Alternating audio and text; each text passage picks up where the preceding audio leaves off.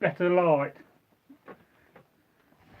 So hello, this is Bragi, and today I'm just doing an afternoon live stream. Let me just turn a light on. Hang on a minute, we're going to get a bit better light. So how are you today? This is a impromptu live stream, just for an hour. I'm just testing afternoons, see what they're like. And today we're going to talk about the three sorts of Viking armour you can get, which is chainmail, a gambeson, and of course a leather jerkin. As I put my helmet on, and this is a nasal helm. Now this is mail and a mail suit, very heavy. Here we have a gambeson, or a padded jack is its other name. You can either have it done on the front or you can have it done on the back, and it's a very nice item made out of pigskin. And lastly we have a leather jerkin made from good leather from the cow. Now normally you would wear all three of these in combination to try to get a good protection on your body, but of course all three does weigh quite a bit. And I think to myself also, it's a helmet also classed as armour, because it's not exactly a weapon, although yes, you can hit somebody over the head for it. And I'll be doing this live stream for about half an hour to an hour, because I've got to go in the garden and do some work after this. But I thought I'll do an impromptu live stream in the afternoon to see how it goes for a few minutes. So how's everybody doing? Let's just check the comments. But which is the most valuable of the three? Well, no doubt chainmail has the most cost in time and materials, because on the average suit of mail there's anywhere between 20,000 and 30,000 links, and I'm sure you agree that is an awful lot of links to be making. I'm drinking coffee as I'm on the go all afternoon. Oh yes. And which one do I prefer to wear? Well, I do like the leather jerkin. I made this probably about 20 years ago, so that feels quite nice on your body and certainly keeps you warm when you're outside. I do like a gambeson as well. Hello there to my brother Iric. A gambeson is also very nice to wear, but you must get one that fits you right. This one's getting a little bit tight on my body as I get older, because you know I'm getting a bit broader around the shoulders and so forth, but still fits me nice. And perhaps later in this video I will demonstrate how you put all three on. And of course we have the old chainmail.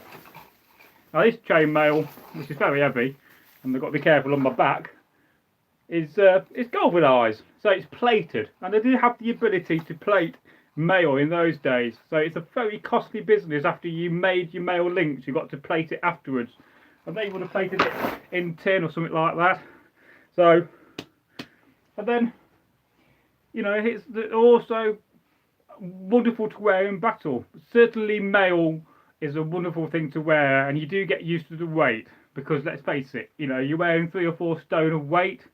It does after a while drag you down. The first few hours are the most toughest to wear mail, as I go back and check. So Iric just said, "Hail og, sial Bragi."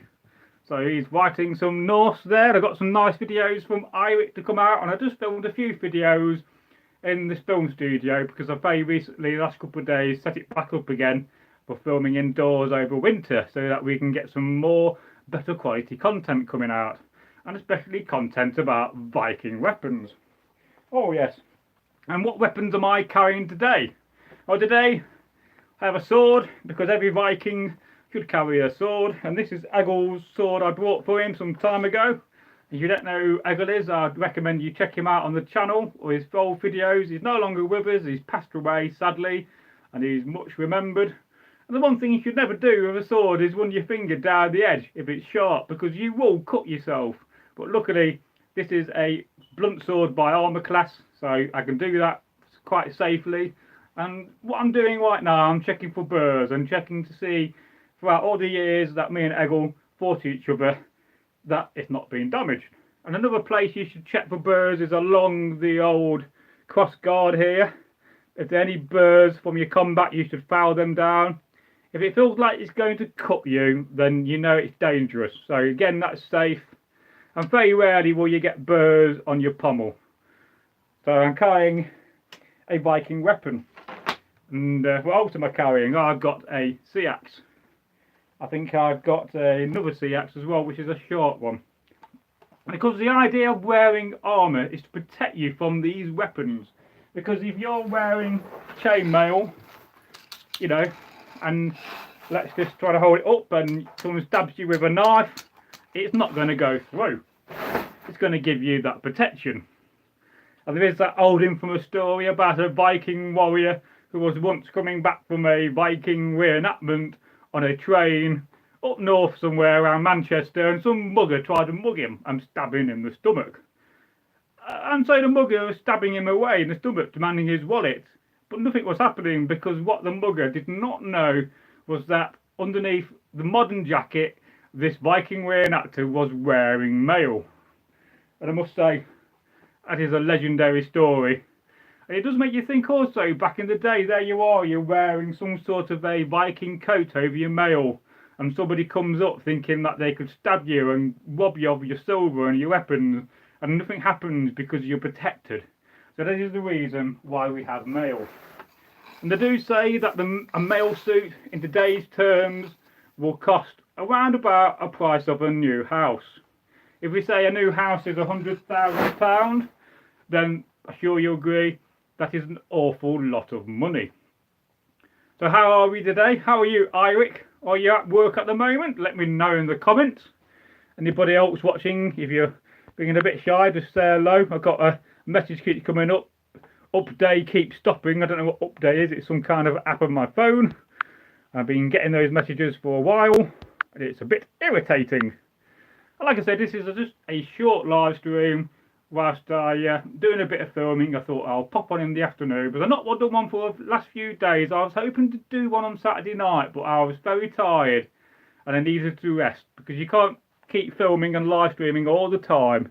And I am currently in my old bedroom. I'm thinking about turning this bedroom into a lounge at some point. I'm sleeping downstairs, but that's another story to my life. You don't want to know about it. So let's get back and talk about the old jerkin.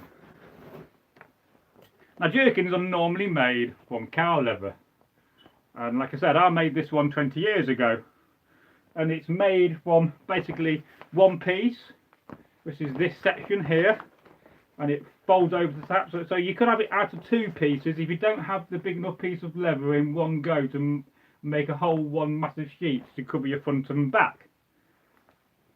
And then the other thing you need to do is to figure out a gusset underneath the arm, which you'll see is here in this section. And the gusset is very important, because if you don't make your sleeves big enough, and a lot of people fail on this aspect of making either tunics, under tunics or leather jerkins, is that they don't have an underarm gusset. They give their arm that movement, because what you don't want is to put your leather jerkin on and then your arms to be up here and you can't fold them down, because it will get to the point where it's like you're trying to force them down and you don't have that movement. And in truth, this one's probably getting a little bit small for me. It kind of fits me just right, but it would be nice if it was a bit bigger, because back in the day when I made this, I was in my 20s, now I'm in my 40s and getting on in life, and so it doesn't quite fit me like it used to, but it is a very nice bit of kit.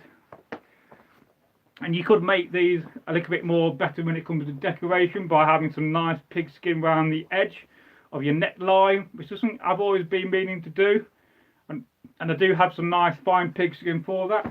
And again, you could do the same at the bottom and have some pigskin going around as decoration, but also to finish the edge. And then you could also have one around your end of your sleeves. Now, some people prefer a long sleeve jerkin and some people like a short sleeve. As you can see from this one, it is a short sleeve jerkin. I think I prefer that over a long sleeve jerkin, but at the same time I would still very much like to make one or own one. So yes. And then the shield, is that classed as armour or a weapon? In my mind, I would say it's a bit of both. Yes, you can fundamentally use it as a weapon in battle by using the boss as a weapon to hit somebody, but you also got the ridge and or the rim of the shield you can use and point it into somebody's face. And I'm sure you agree, if you're going to the battle and you thrust it out like that, you've got to be quite strong. I'm definitely not as strong as I used to be a few months back, so I can feel it on my arm. I need to start practicing wearing my kit again a bit more to get used to the weight, build up that muscle. You can certainly use it as a weapon. But is it also classed as armour? And I'll probably say yes, it is, because it does protect you in battle. And anything that protects you in battle is very essential, and one of the most essential things to have as a Viking. Now, yes, you can be a Viking with a 9-foot spear and not have a shield and be very effective, but when you get to that point of the battle, when somebody's fighting you with a sword and you've just got a 9-foot spear, unless you got a sea axe in your hand and you could try to attack them, stab them, or take them out some way, you're gonna die. So it's very important that you do carry a shield, and the best option for that is to have a strap on your shield, so you can have it on your back like this, because that is also a very good way of carrying your shield. Now, I don't have a strap shield, sadly. I do wish I had one. Many years ago I had one, and just don't have it anymore because it's just too old and got destroyed in battle. And at some point I am going to get some leather straps and onto my shield and make a strap shield, because I think it would be very nice to talk about it. So yes, let's just check for any comments. I'm not expecting to get a lot of people watching this live stream because it's a bit of a last moment thing, and I keep getting this message coming up, so I can't access the chat. Give me a second. Don't forget to like this video. So there's no more live chats. It's probably one of those times in the afternoon on YouTube where it's quite quiet. And I do have some nice videos coming out today. I just had one published, which is just a bit of an impromptu test of one of my cameras, because normally I would use open camera, but that doesn't seem to be working these days like it did. And of course, if you're wearing a good old helmet, you must wear a hat underneath, because what you don't want is a helmet just bare on your head, because it's very cold and it will give you a headache after a while. And you can see the big difference how bouncy that is compared to having a hat on your head. And I'm wearing Egil Thorson's old hat I made for him. I made it for myself, but I gave it Egil because it looked better on him. And I thought Egil would look better with a hat. And you can see the difference now. That's quite firm. Of course, it's missing a strap, and it's very important that you have a chin strap on your helmet. It really is, because that finishes the helmet off and makes sure that it doesn't leave your head in battle, because the last thing you want in Viking battle is your helmet to drop off, because it will protect you from those blows you can sometimes get by accident, generally, because in Viking combat and re-enactment we're not allowed to hit the head unless it's been planned to do so, and it's normally done by the flat of the blade, so somebody will come along and take you out by hitting you on the head, and then it's choreographed into some fight or something. But generally, so it's always best to wear a helmet. And like I said, is a helmet classed as armour? As a Viking, I would say it is. It is classed as armour, and simply because it protects you, and you can't really use it as a weapon. Although yes, if you're desperate and you've got no weapons left, you use them all up, you've all got lost in battle, you could hit somebody on the head or attack somebody with it, or even throw your helmet at somebody, but then you're going to even disarm yourself even more. But would that have been done? I think it would have been an extremely rare occurrence to be used in battle as a weapon. So in my mind, I would say that a helmet is classed as armour. And this helmet's got a fault, it's got a crack here. Don't know if you can see that, and it's a bit sharp. So this helmet would actually fail the inspection by the Master at Arms. He would say, don't wear that helmet, you've got a bit of a crack and it's sharp. He may let you get away with it once, but he would expect you to have that rolled up and ground back down again, because this is a two-piece seam helmet. So what's happened, somebody's made two pieces of the sides and worked them round, and then they've gone along and they've welded the two sections together. And I think this was quite cheap. This is only about £20 of eBay. Now, if you're starting Viking re-enactment And you may be wondering to yourself, well, what kit should I buy? What do I need to buy to be a Viking? Well, the first bit of kit you really need to buy is an under tunic, and I have one here, you can see. And then you want to buy a tunic, and I'm currently wearing Eggle's old tunic. It's a kind of a scarlet red. It's quite nice and got a bit of embroidery. But don't worry about the embroidery side of things, because that always comes in later. And the next thing you want, I'm just talking about the basic kit you need to be a Viking. You definitely want a cloak and a pair of trousers, because they are quite essential. And then probably the fourth or fifth thing you probably need is a good pair of shoes. Spend $50 to $100 on a basic pair to start off with. And if you're going to get seriously into the hobby, you can save up a few £100 or dollars and buy yourself a really nicely made pair. So let's go back to your comments. This is just an impromptu live stream. I'm talking about gabardines. I'm talking about chainmail. And I'm also talking about leather jerkins. And this will go live and get published after I finish this live stream, because I do have to be somewhere later on this afternoon, and I've got plans. And I'm just doing a bit of filming today in the house, because I've set up my film studio, and I thought, well, why not just test a live stream in the afternoon? And I'm sorry that I've not done one in the last few days. So we have a comment here from P Tom PC, or PTON PC. I've actually really figured out how do you pronounce that when I'm not so tired and been busy all day. And he says afternoon. So afternoon to you, my friend, and I hope you're having a good day wherever you may be. And I also apologise that I've not really published anything in the last couple of days, but I have filmed a number of weapon videos today, and I'm aiming to get them published. And it's a little bit brighter here, I must say. And let me grab another helmet, because I do have lots of Viking helmets, and this is another type of helmet. I'll take this one off and adjust my hat, because it would be rude not to. And this is another sort. This is a quarter section, so there's 4 sections to this helmet rather than 2. And this has been properly made, actually. This has been riveted together rather than rolled and cheated like this helmet. And it has a nice section on the top, a little round disc. This is another nasal helm. But on my head, if I recall, because this is not my helmet, this used to belong to NorthworthySagas, it's a little bit big, as you can see. And you definitely need to wear another hat. I mean, what's happening with this helmet compared to the other helmet is it doesn't quite fit right. And I'll show you the inside of it. I hope you can see that. It's got a very basic leather section inside. So what you could do, you could pat that out. In fact, the leather cord's gone, so it's not holding tight as it used to.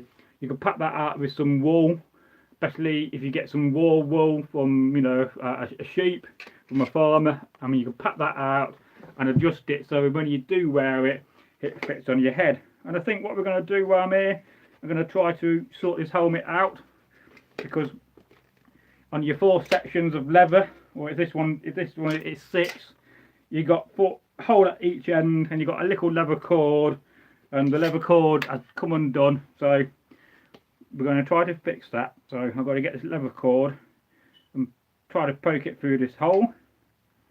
And it makes you think how long people have been putting a bit of leather cord in their mouth, and to make the leather cord, you know, go through the hole if we can. I may not be able to do it, but we'll see in time. So we've got some more people watching as well, so that's great. And if I can't do this, never mind. I may need a pointy stick to do this, actually, and a leather awl. So I don't think I can repair this helmet at the moment, but that's the reason why it's not quite sitting on my head. And it's got a very basic chin strap system, rather than having a buckle, which I do prefer to have a buckle rather than just having 2 bits of leather. And in this case, it's got 3 holes either side and a bit of leather thong in between to keep it there. So we'll try it back on the head again. And again, is a helmet armour, or is it a weapon? I would say, yeah. And again, if you're wearing a helmet, you could also headbutt somebody with it in Viking battle. Although you may also knock yourself out and cause damage to your head if you're not careful and it's not padded out properly. But it does make and beg the question of whether a helmet is classed as armour. And I think that's a little bit better on my head this time. But as you can see, this chin strap's not the best in the world, and the helmet is a little bit big for my head. But I must say, it does look quite nice. We'll go and read your comments, just bear with me. I keep getting this message coming up from an app called Update, which is one of the apps on your phone, and I don't know why it's playing up, but it is. I would blame the god Loki for that, because he likes to mess around with such things. So if you've got any questions whilst I'm here on the live stream, and this will go for about half an hour to an hour, I've got to be gone by 2 o'clock anyway in the afternoon. And like I said, I do apologise for not doing a live stream on the last couple of days. And I'm also wearing my cloak differently. I'll turn around, I've got it tucked into my belt, because some days you don't want your cloak just, you know, being free and flying everywhere. So I do like this method, and it does kind of create a pocket at the back. So if you're going into Viking battle, you can drag it round, and you can get your bit of loaf of bread and shove it round the back and keep a bit of food in there, and it will generally stay there. And you just adjust your cloak and have that pocket, and it does give you a bit of a pocket. It's a bit of a tip, that is. I mean, let's face it. And I am also carrying a shoulder bag, and I think a shoulder bag is quite essential for carrying your Viking goods like your bowl and your spoon. But I don't recommend wearing one in battle with your valuable goods in, because if you fall over in battle when you're dying, you could land on it and break your bowl, break your, you know, your horn cup, and break your spoon. You don't want to be crying when you're about to go and eat and your bowl's been split in half and your spoon's broken in half, your wooden spoon, and your cup, which you drink your mead out of, is completely knackered. So be careful what you do carry in Viking combat when it comes to reenactment. Of course, in actual Viking battle, that wouldn't really matter, because if you're going to fall over, chances are that you're being wounded and you're going to die a horrible slow death. Now, the sword I'm carrying has a very long scabbard, and this scabbard is actually too long for this sword, as I'll show you. And I was just thinking the other day, so you can see that, so you know, there's a good 8 inches on that scabbard. But if you're running into battle and your scabbard's too long, one thing is guaranteed is going to happen. You're going to trip over it. You're going to be running along, it gets between your legs, and before you know it, you're falling flat on your face, you're just broken your nose, and some pesky Anglo-Saxon or some devilish Norman comes up to you and runs your sword through you, or a 9-foot spear, and you die another horrible death. So always be careful about not having a scabbard that is too long, and that one is way too long for this sword, and not one I would like to run into battle with, because you will fall over. And I'm sure you agree, that's not a good way to die. So we'll try to go back and see the chat, because we don't want to miss any of your chats. Please do leave a comment if you're new, if you're wondering what this is about. We are talking about the leather jerkin. Now, you could have a leather jerkin made out of pigskin, but pigskin is not as thick as cow skin, so you do want a good bit of cowhide. You definitely want to treat it. I mean, you can see that's been well oiled up, because I've been wearing mail for many years. So back in the day, it would have been a lighter brown, and all this black is just staining from your mail, from the oil. And if I was wearing one of my other oily suits, that would be very black and very oiled up. I generally don't wear any of my other suits apart from the one you see down here. And I have to be careful, because I do suffer from a bad back, because I got hit by a juggernaut lorry many years ago. And I tend to find that when you're wearing mail, you need to build up strength to wear it, and don't just, you know, get into the hobby and start wearing mail straight away, because you're going to suffer the next day and the next week, and you're certainly going to struggle in battle. And the last thing you want in a Viking reenactment is to, you know, wear your mail suit and find yourself giving up halfway through the Viking battle because you're knackered.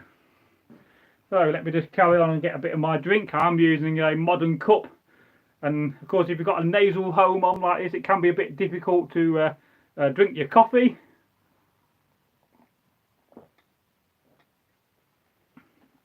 So I will take it off. But what would a boar crest helmet look like compared to a nasal helm? Well, I'm glad you asked that, because I can show you. Just bear with me whilst I go over here. So this is a boar crest helmet, infamous by the Mercian Vikings, and of course Mercia is by far the best Anglo-Saxon kingdom there was. Maybe Wessex was a bit better, but being a Mercian, I'm going to be very biased. All Mercians. And again, I want to wear a hat with this helmet and not just put it straight on my head. And it does need a bit of work actually. You can see the difference between this side where the cheek plate is quite loose and this side's being sorted out and being riveted back on. So this side is much better. And of course I got to take, and it's held on by a bit of leather, so you can see that. So I got to cut the leather off. I got to grind down the rivets, and then I got to redo a new piece of leather, take off this wing and fasten that back on again. So there's quite a bit of work on this one to do. There's always work with your Viking and Anglo-Saxon kit, and I'm sure you agree that is very nice. And at some point this was quite loose, but I kind of cheated. I glued it back on rather than soldered it back on, because I can't solder anything because I don't have the equipment. And the boar is a symbol of the Mercians, and you know, I guess it would also be a rite of passage to go boar hunting, but just make sure you take a wing spear and maybe a good bow. But I don't think a bow would knock a boar out unless you got a dozen hours in the boar. And I hope I'm not being a boar. So we'll try to put this helmet on. As you can see on this helmet, there is no lining or nothing. It's just basic plain metal, and it's a quarter panelled helmet, but being a little bit more elaborate because it's got an extra section of metal coming down here to add decoration. And originally, the one that was found would have been lined with bone, and I would love to get a copy of one lined with antler, because I think that'll be stunning. But I imagine it will cost you a few £1,000 to have one made. And there you can see, again, a very good Anglo-Saxon helmet. And you do want a long nasal to protect your nose, but you don't want your nasal guard, your nose guard, to be bang on your nose. You want a gap so it feels comfortable. And also the sound with cheek plates is slightly different, because you sound different with a cheek plate helmet compared to one without cheek plates. And cheek plates generally went out of fashion back towards the 10th and 11th century, and they stopped using them. I'm sure you agree. That is a nice helmet, and it's got a very basic chin strap of just basically 2 leather thongs. I think I would replace that in time, which should fasten these cheek plates to your face, and therefore protecting your side of your face. You're protected on the front, so if a sword comes across, it's not going to cause you damage. And again, if you get whacked by the side, yes, you probably end up maybe getting a very badly bruised face and a broken nose, because this will bend and this is not padded out. But again, you're not going to have a massive cut to your face, and therefore you're not going to slowly bleed to death if you're unlucky. But of course, if you're rich and you're wealthy, you'll probably get that seen to far more quicker than if you was an average Viking peasant. But the average Viking or Anglo-Saxon peasant in this case would not be able to afford a helmet like this, because again, very much like a sword, it is worth, you know, the price of a house. In today's modern terms, if the average house in the UK is £280,000 and it's back to the equivalent then this is worth a lot of money back in those days. And there's a lot of metal in here, and metal was very scarce to a certain degree. I mean, we go around today in the modern world and we see cars made out of aluminium and steel and metal fences. We see metal everywhere. I mean, even buildings are lagged with stainless steel. But in the times of the Vikings and the Saxons, metal was a scarce thing. And you can imagine it, there you were, you know, you're a peasant, you know, you're a car, you're living in a village, and you see some Viking or Anglo-Saxon warriors come in wearing mail and having helmets. You'd be astonished. Wow, you'll say. You'd go to all your friends, have you seen those guys with all that metal they've got on? They must be rich and wealthy. So again, it's a sign of your wealth and a sign of your status as a Viking, or in this case, an Anglo-Saxon. Oh yes, it does feel nice. And over here I do have a equivalent helmet, which is a very large helmet. I bought this one for Eggle, and sadly he never got to wear it in his life, which is a pity really. And it's a very big helmet because Eggle had a very big head. Not literally, but he just had a large head. But that is the spectacle helmet, so that's more Viking. And I think this is one of the biggest helmets I've ever owned. I'll put it on for you next. I'll show you how big it is as I take this helmet off. And I must say, I sound different now because I don't have the cheek plates on my head. It does make a big difference. And of course, the downside about, as I adjust my helmet, give me a minute. The downside about wearing cheek plates is if you're in a line, there's 50 men in a small unit, and you got men behind you, or higher rank huscarls or so forth, or even earls, and they're shouting out and giving orders, then you're not going to fundamentally hear the orders under the loud rabble of all the men shouting and screaming in battle. So there's a disadvantage compared to a helmet like this, which has no cheek plates, and therefore you better hear the orders that you're given. And they did have military orders and commands, because let's face it, if you're working in a big body of 25 men or 50 men or 100 men or even 1,000 men, that's got to be organised. So let's just check your comments. Bear with me whilst I try to get rid of this app again. Close app, no. Should send feedback. We've got a comment here from the Department of Transportation, and he says Chad armour. Well, it's better than being chav armour. But could you imagine it today with all the chavs, and the chav is like youths in England got together and started wearing Viking stuff and armour. I mean, oh, by the gods, that'll be interesting. What are you drinking today? Like I said, I'm drinking coffee. I would like a beer, but I can't have a beer today because I've got to do some work later on.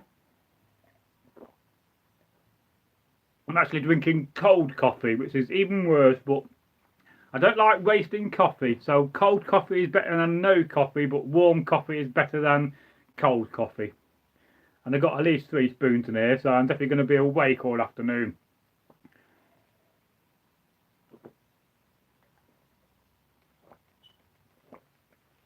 Ah, finished. Oh yes. Now I have an interesting thing here on Eggle's boat. I'll show you. You may not know what this is.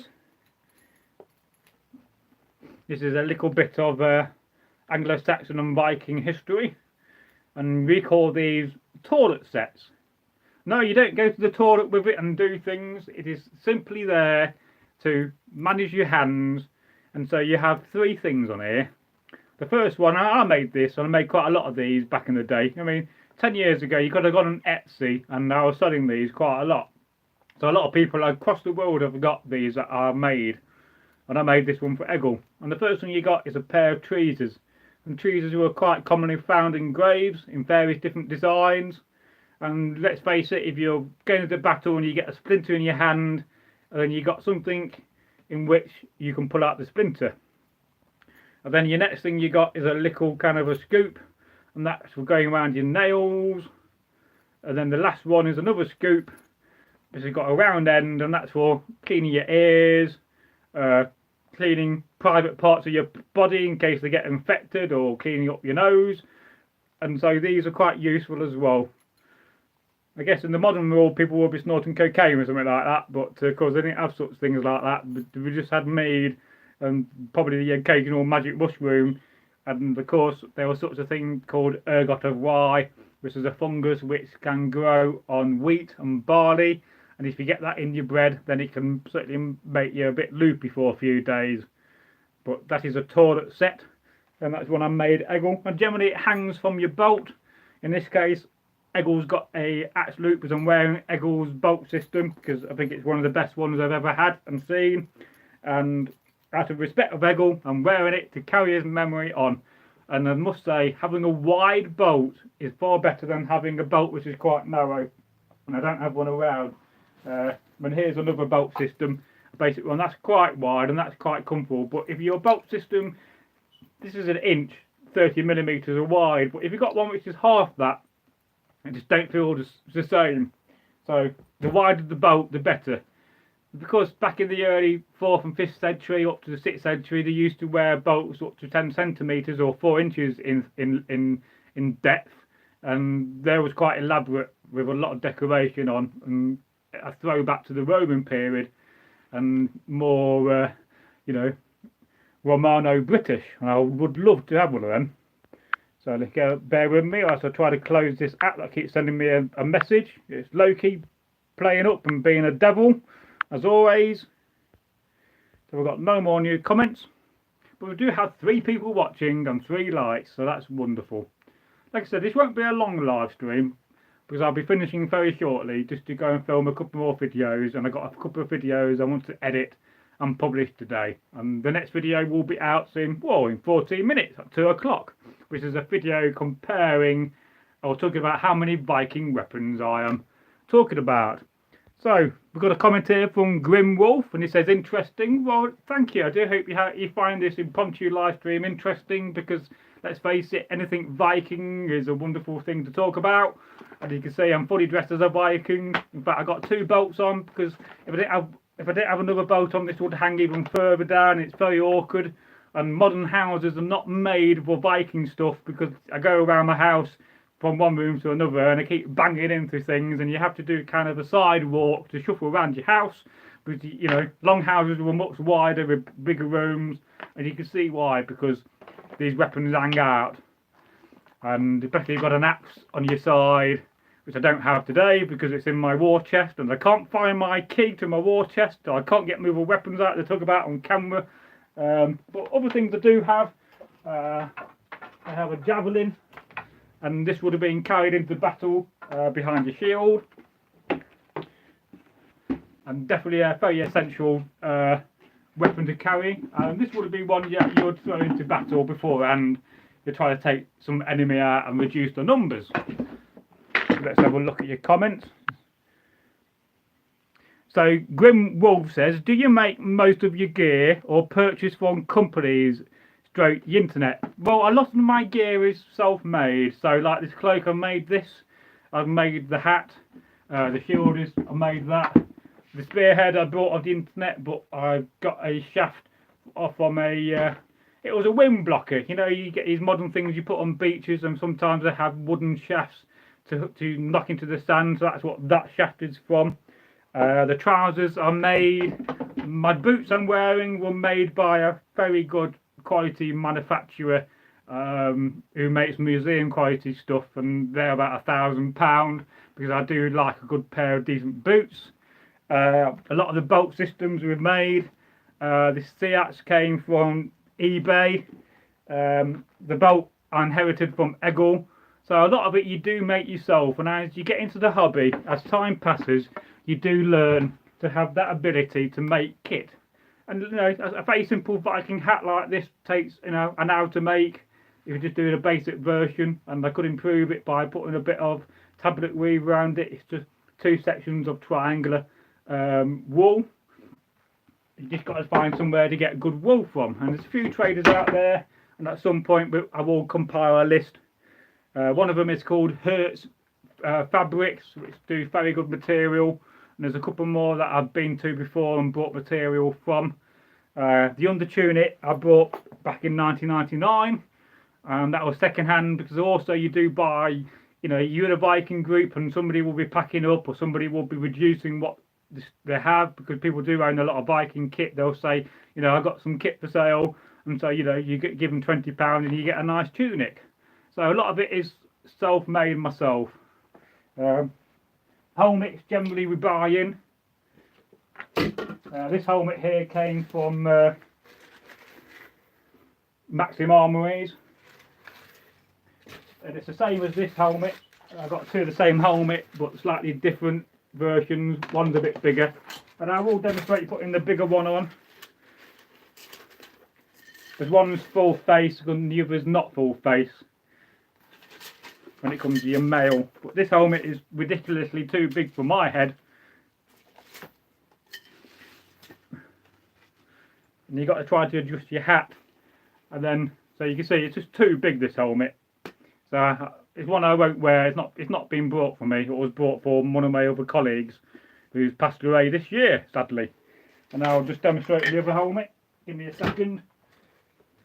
So that's more of a Viking helm. So just have a look at your comments for a quick second. Bear with me whilst I try to close this message. So he says, any opinions on Grimfrost? Here in the USA it's hard to get any legit wool or linen. Not many notable companies either. Yes, I'd imagine that is a problem in America. But if you're happy to import stuff from the UK, then I do recommend you check out Hertz Fabrics. That's Hertz Fabrics. They do have a good range, and they do sell and send out internationally. I mean, when I bought some last year, I even got a nice handmade bag that came with the wool. So that's definitely worth checking out.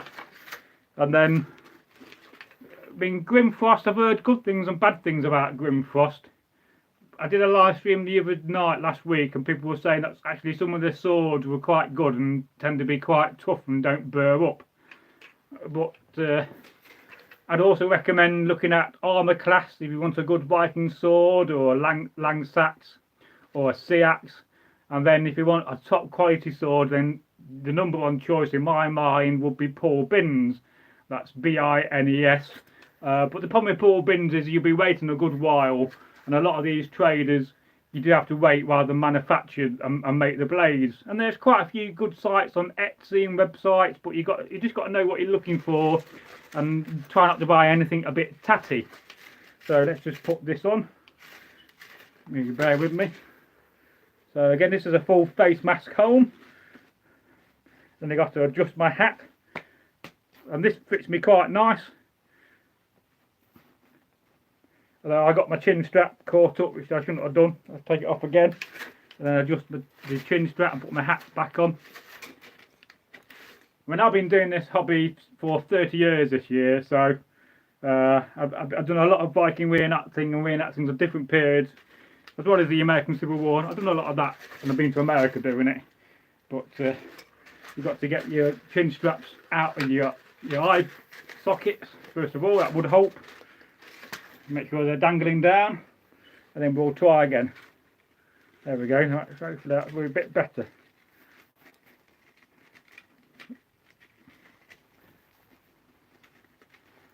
The only downside I don't like about this helmet is that I need to drill a hole in here to push this mail forward so that it's not sitting on my face and my mouth, because it's slightly awkward. And this chain mail is slightly thin, so it's a little bit sharp as well. And of course the other downside about his helmet, it's brand new, so it needs to be whacked about a bit and probably blackened up would look quite nice.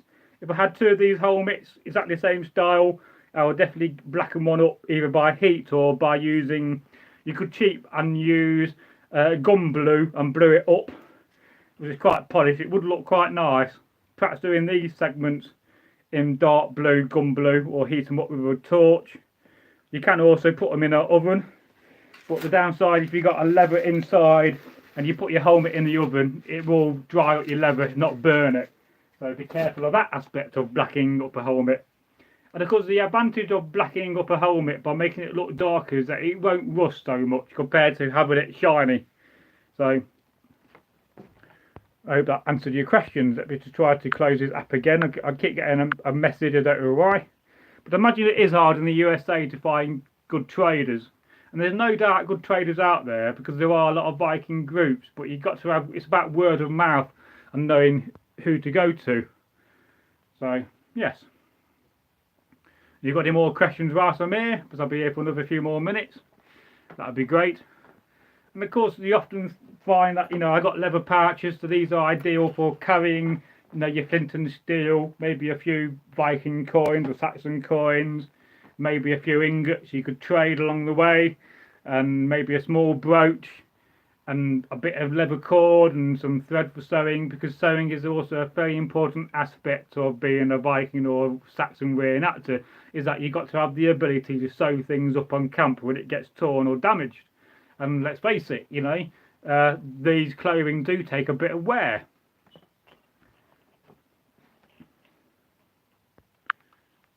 And if you don't know what we are on the channel, we are called NorthworthySagas and Story. Northworthy is the Anglo-Saxon name of the village.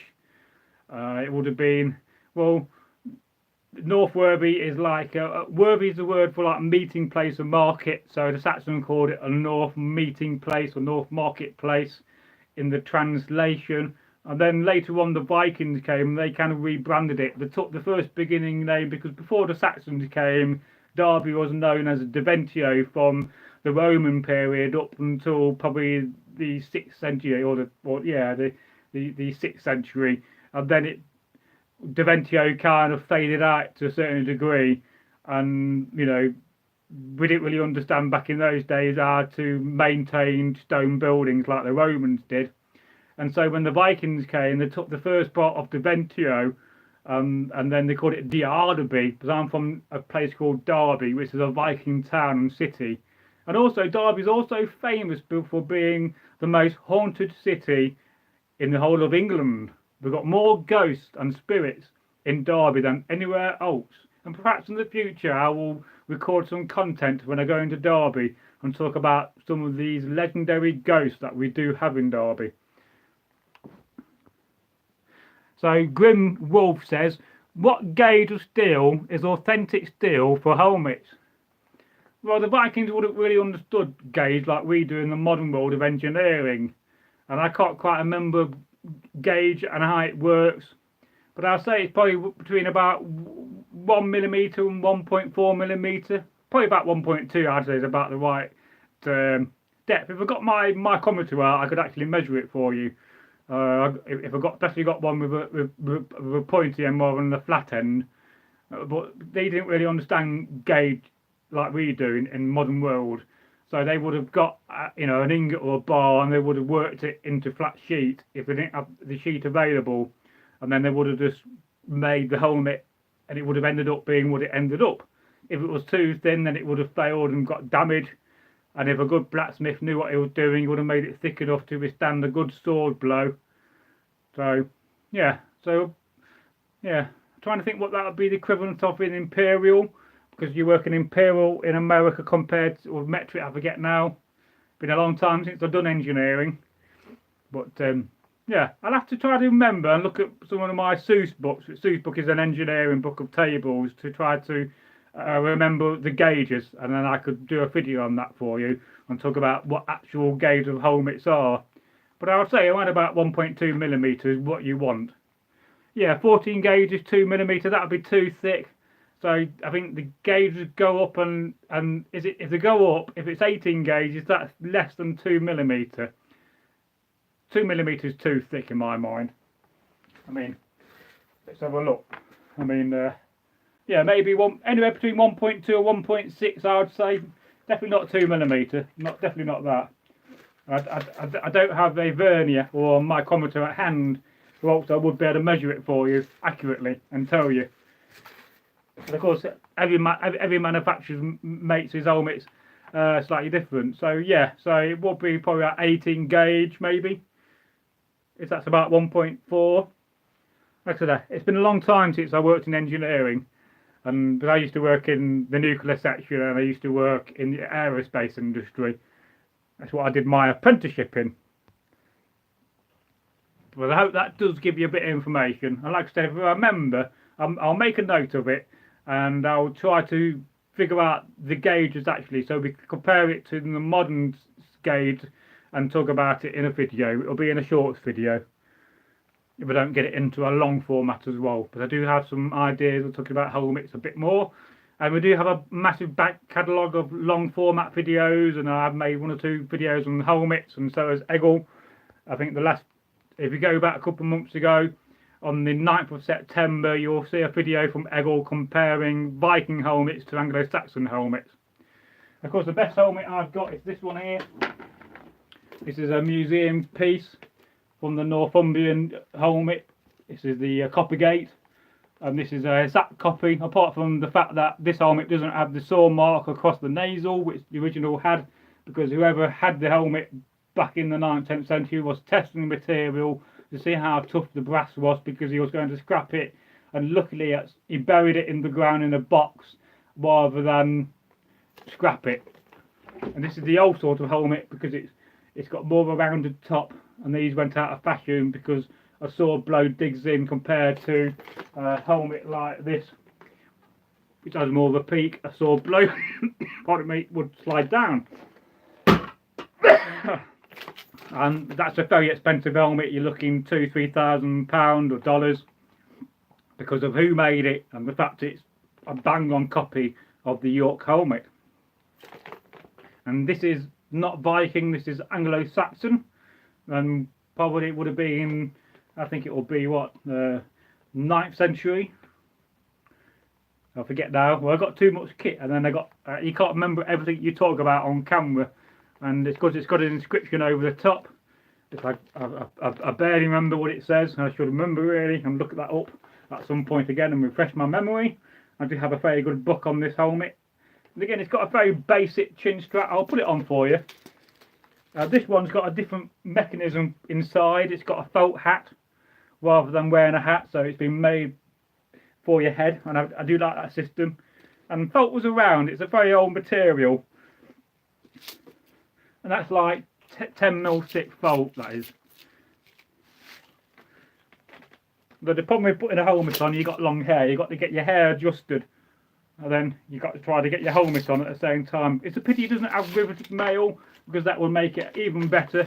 But the guy that made it didn't do riveted mail on this helmet, and it was made by a guy called Ivor Lawson, who recently, a few years back, made the copy of the Sutton Hoo helmet for the British Museum. I think it cost like £20,000 or $30,000, and it was that bang on copy. But the mechanism for your chin strap is just two bits of leather. I would have preferred to have a buckle rather than this basic system. I'm sure you agree that's a nice helmet.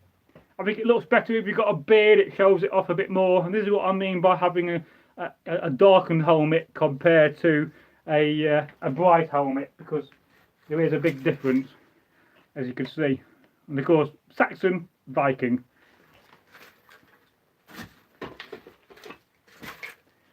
And again, it's got cheap plates, so when you're wearing a cheap plate helmet, you sound different. I don't know if I sound different to you, but I certainly sound different to myself. So let's just take that off and do the chin straps.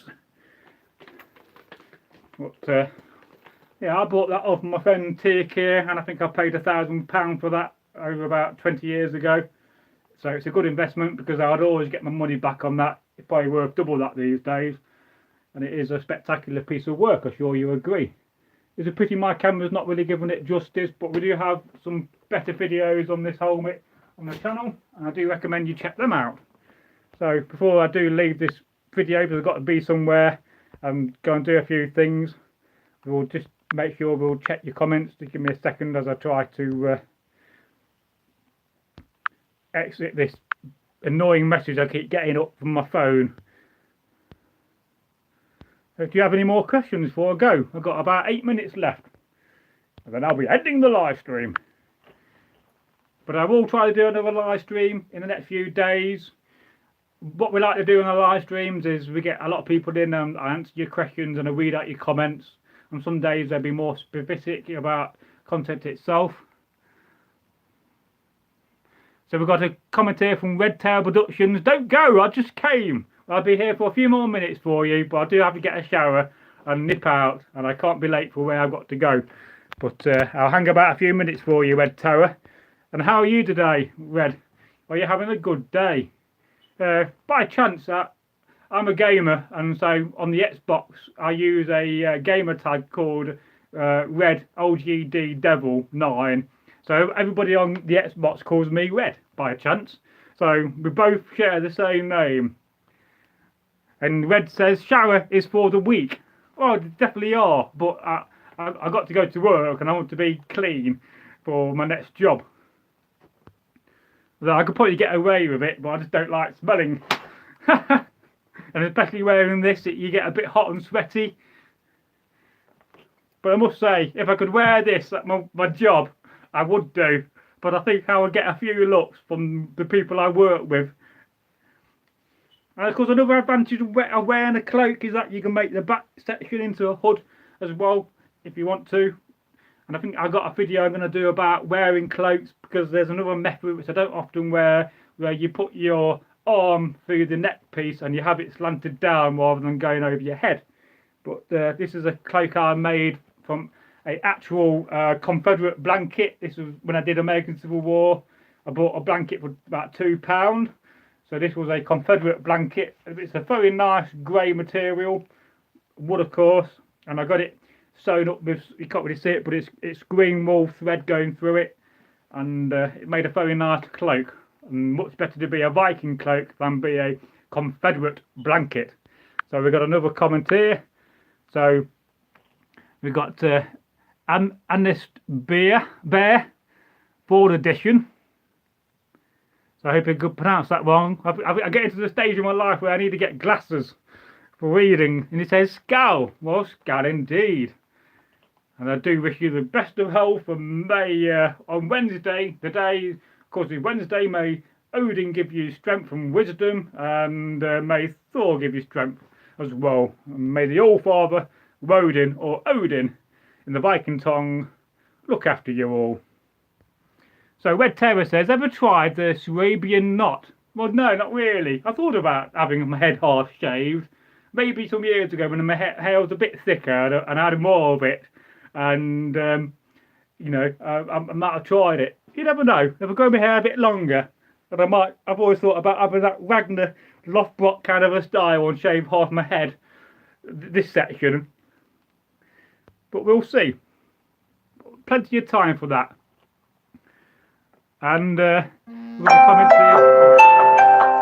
here. Blessings on Rodin's Day. Well, blessings indeed. Oh, yes. You can't beat a Wednesday. I've always thought Wednesday was a great day to start drinking beer. You know, have Monday and Tuesday off, you know, and then start on a Wednesday. So Red Terror says, I really like this Swabian knot. It looks badass and very tribal and primal.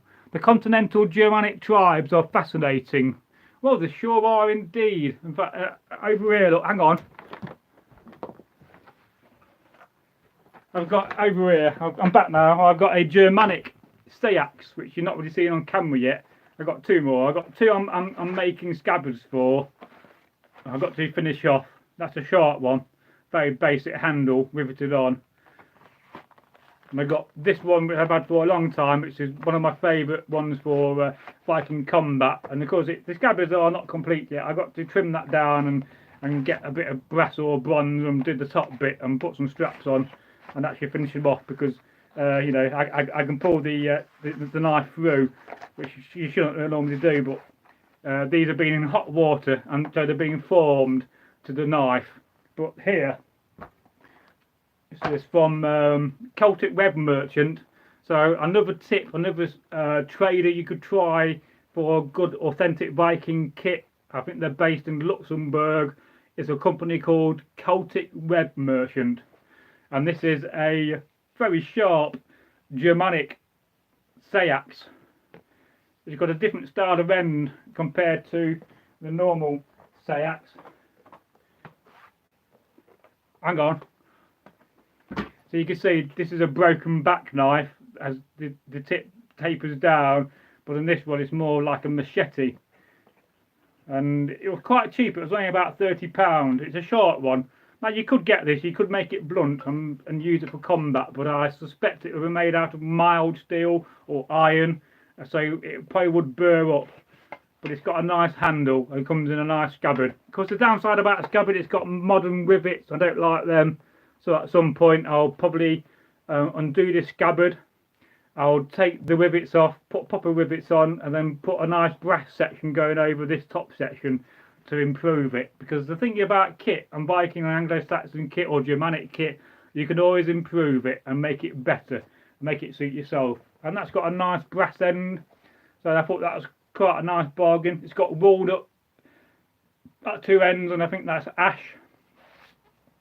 I'm sure you agree, it's quite a nice lengthy blade.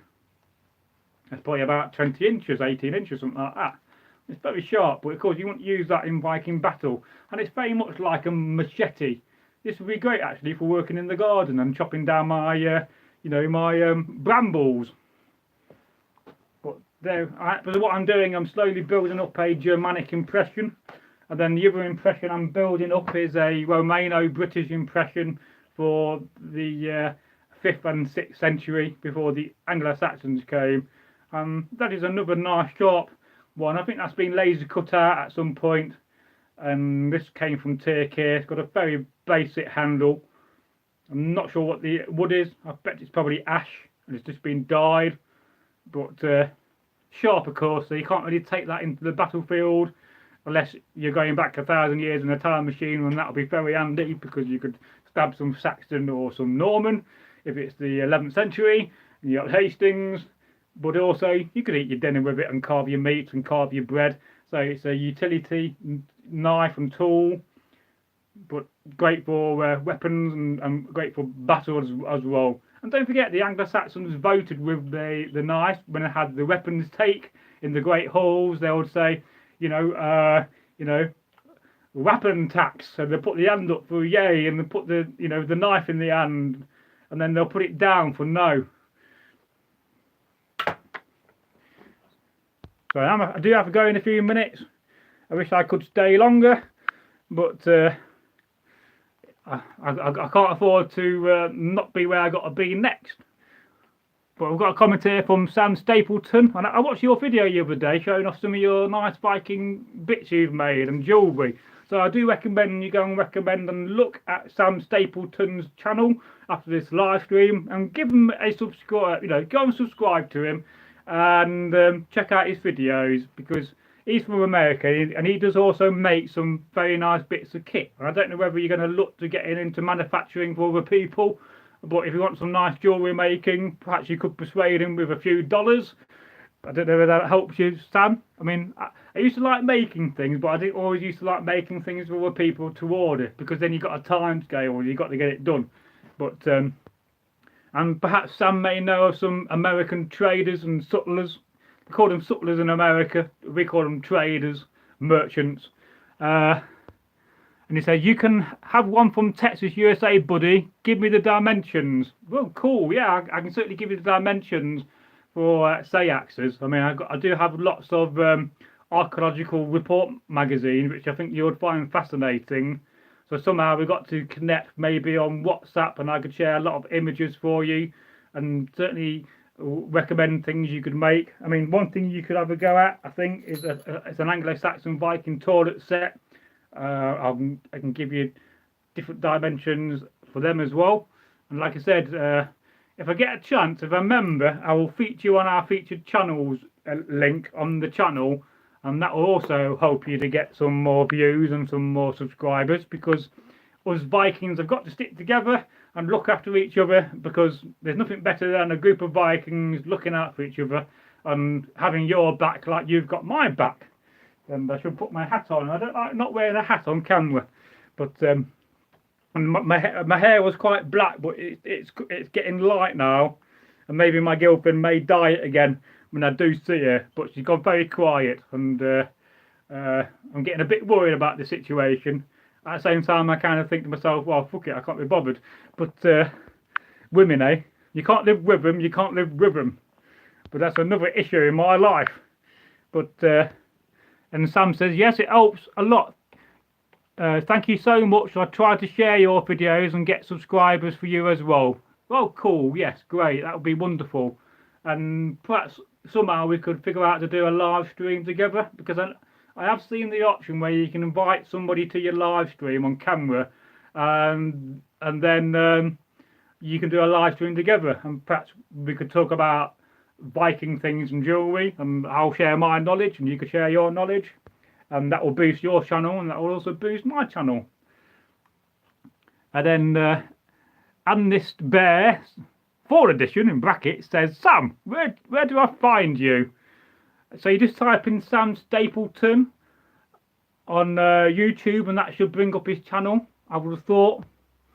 And I wish I could try to highlight it and somehow, but I made you a moderator, Sam. So you've been promoted. But I do need more moderators, and generally, if you've been around a while, I'll make you a moderator, and just I'll make Red Terror a moderator as well. I just figured that out the other day. But I'm going to have to get going in a minute. Because A, I need a coffee. B, I got to get out of this. C, I got to get my clothes on from the modern world, because I would love to go out and dress as a Viking, but somehow I think my boss would object unless we had a fancy dress day. There's a nice bit of Viking silver for you. Let's see, probably the wolf heads always get slightly twisted, but that's what I often wear in modern life, and that's a nice chain link. I mean, definitely, if you can get hold of scrap silver, you know, like plates, cups, goblets, and melt it down, you could certainly make some things in silver, Sam, and there's a bigger market for you as well. And like I said, I'll recommend a number of products you could make, because that's one of the things I did specialise in, and I did study quite a lot of making, you know, or preparing to make products, but I decided to head into making content rather than manufacturing things, because it's a lot more easy, and I wanted to go digital rather than do things in the real world. But perhaps at some point I'll make you a few things myself and send it to you. We'll have to sort that, and you could do an unboxing on camera. That would be quite cool.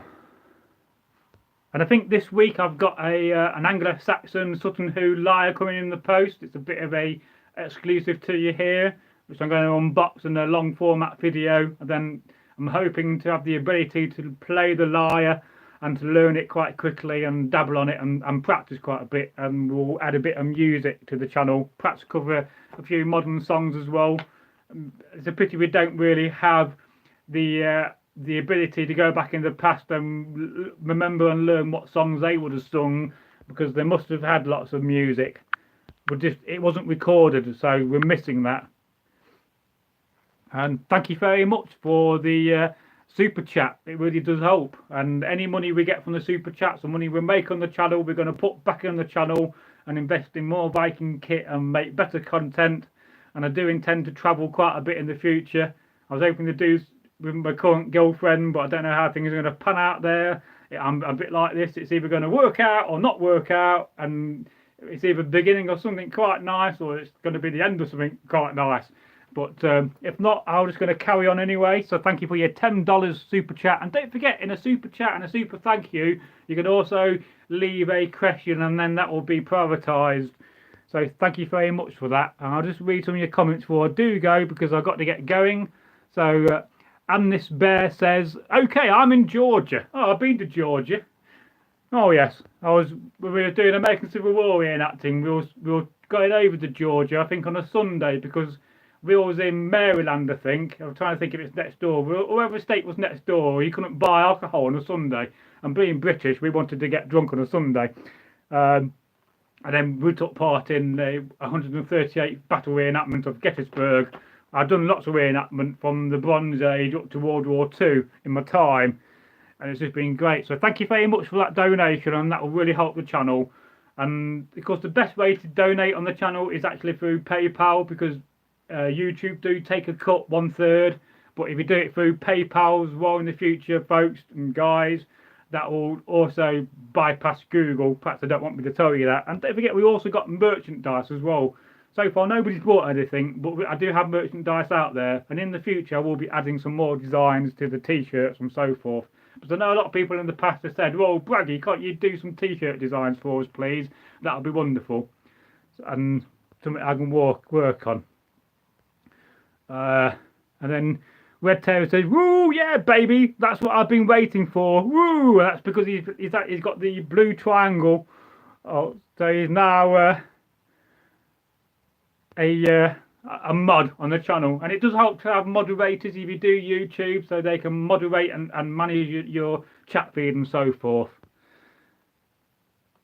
And then and this bear says, no worries, I'll find him. Yeah, what I'm gonna do, I will, if I remember tonight when I get in, I will add his channel to our featured page for channels. I've got 4 on there so far. You should check out the other 4 channels that I do recommend. There's one about ghost hunting. I've got one called Eggles Mustache Gaming from our #1 fan from Derby called Thomas Dale, and that's more about Warhammer, because I'm a big Warhammer enthusiast. That's the figures, 40k and fantasy wargaming.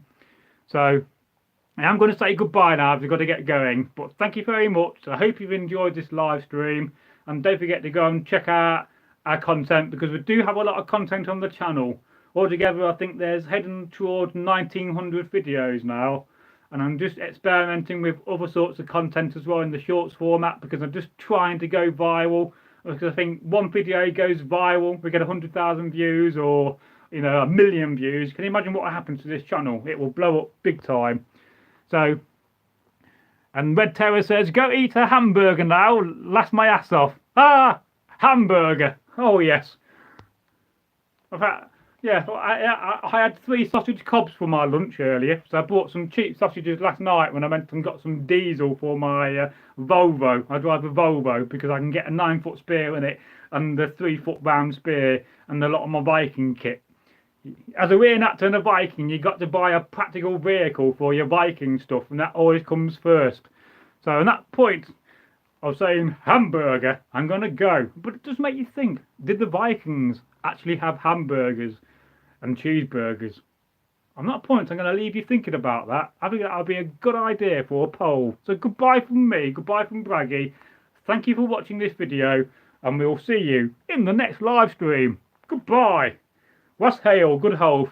And Sam says, thank you for being a great Viking brother. And to the other comments, I do anything blacksmithing, custom knives, weapons, jewellery and armour.